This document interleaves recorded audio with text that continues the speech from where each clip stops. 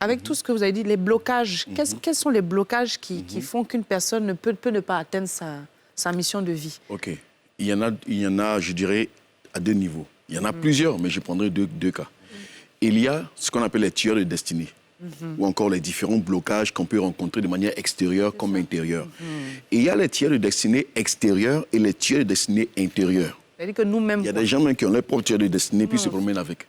De manière extérieure, c'est quoi? C'est le fait qu'il y ait des personnes qui peuvent venir de la famille, des parents, papa, maman, les frères, les sœurs, qui sont des personnes jalouses de ce que je vois, par exemple, mon frère, je vois Aurélie en train de réussir, je suis son parent, je ne veux pas qu'elle puisse éclore, je ne veux pas qu'elle puisse réussir. Et donc, qu'est-ce que je fais? Je fais tout ce qui est en mon pouvoir pour essayer de l'éteindre.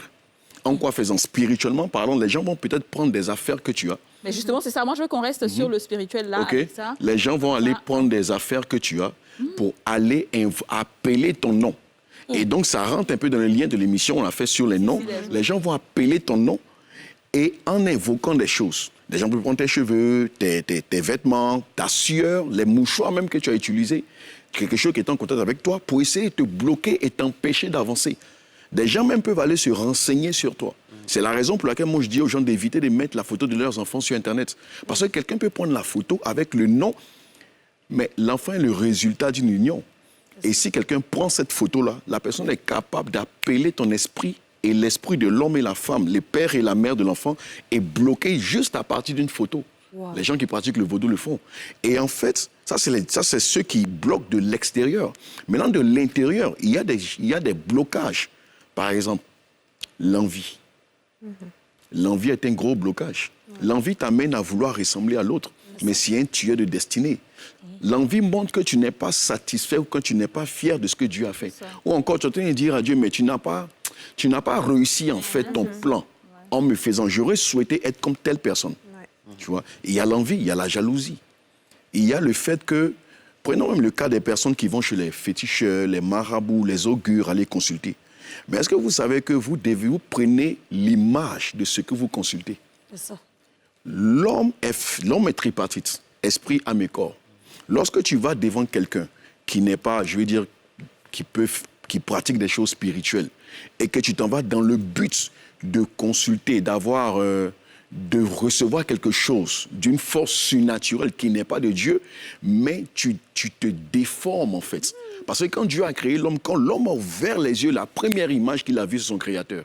Et quand toi, tu vas devant autre chose à laquelle tu t'identifies, tu prends l'image de la chose et donc tu te déformes.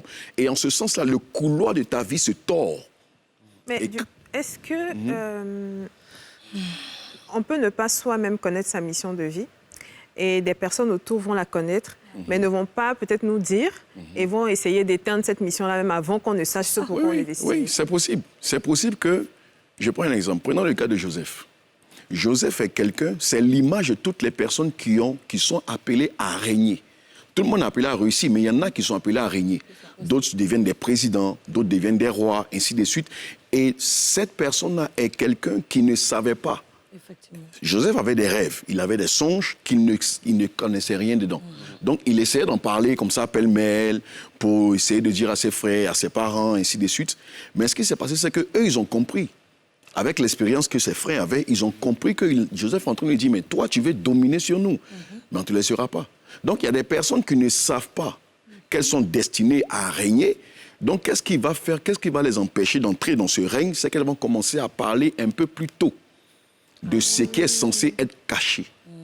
Donc, au lieu de garder ce projet ou encore ce rêve ou encore cette chose secrète, elle, je vais dire, dans l'ignorance, elle va parler. Mais à qui tu parles? La personne à laquelle tu parles devient la maîtresse de ton projet.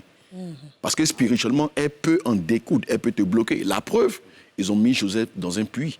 Ils l'ont jeté. Mais en même temps, quand tu es spirituel et que tu peux lire au travers des circonstances et des situations qui arrivent, la difficulté devient le tremplin.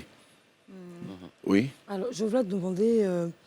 Alors, on entend beaucoup des gens qui vont dans des coins occultes ou mystiques avec soit des photos, soit des choses pour dire, bon, lui là, je veux que tu tues sa destinée. Celui-là, il a trop de chance, il m'énerve. Quand il est là même là, on ne sait même pas, on ne voit pas les autres. Comment on peut faire pour le détruire? Est-ce que ce genre de personnes qui font ça, là, quelle est leur rétribution? Qu'est-ce que Dieu dit par rapport à ça? Et est-ce que des fois, ils arrivent vraiment à tuer? Comment ça se passe? Il faut comprendre qu'en fait, on ne peut pas tuer la destinée de quelqu'un. Très bien. On ne peut pas tuer la destinée de quelqu'un. peut La ralentir, destinée peut-être. est établie par Dieu. Tu peux freiner la réussite de quelqu'un, mais pas la tuer. Tu peux bloquer quelqu'un pendant un temps. Mais vous savez, chaque difficulté a peut un ralentir, chronogramme. en fait, On peut ralentir. Tu vois, chaque problème, chaque difficulté spirituelle a comme un chronogramme à l'intérieur. Chaque désert par lequel tu passes a un temps d'arrêt. Parce que l'épreuve n'est pas éternelle. Chaque chose a un programme. L'épreuve là. Les épreuves ne sont pas éternelles. En fait, les Ça va épreuves ont durer, un mais ça temps va pas, précis. voilà. La personne peut aller avec une photo, avec un élément chez quelqu'un consulter dans le but de faire du mal. Pour tuer la destinée, pour Il y a des gens empêcher qui que... meurent brusquement aussi. Hein. On ne sait Bah pas, oui. des attaques, Oui, en fait, accidents de voiture, on ne sait pas la personne En est fait, empoisonnée. le problème, c'est que si la personne est morte brusquement, vous savez, la mort n'arrive pas comme ça sans que toi-même tu n'aies été à la base. Et il y a des personnes qui se tuent. Là, en fait, je vais vous expliquer une chose. La mort physique est la dernière étape de la mort. Parce que la mort est d'abord spirituelle. Mais comment est-ce que cette mort se manifeste? Quand tu as un problème et que tu te dis, je suis fatigué, tu es en train d'appeler quelque chose sur toi sans le savoir. Le fait que tu ouvres la bouche, il est dit que la vie et la mort sont au pouvoir de la langue. Si tu l'aimes, tu vas en manger les fruits. Non, si toi aussi tu te lèves et tu dis, bon, mais ces temps-ci, je ne me sens pas bien, mais je sens que je ne vais pas durer. Mais en réalité, ce que tu dis va revenir à toi avec accomplissement. Vous savez comment Dieu fait les choses? Je vous explique simplement. La parole de Dieu est comme la pluie.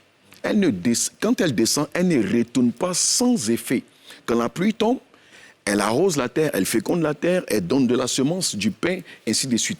Quand la parole est sortie de la bouche d'un homme, elle ne retournera pas sans que lui ne puisse voir ce qui s'est passé. C'est pourquoi c'est dangereux de maudire.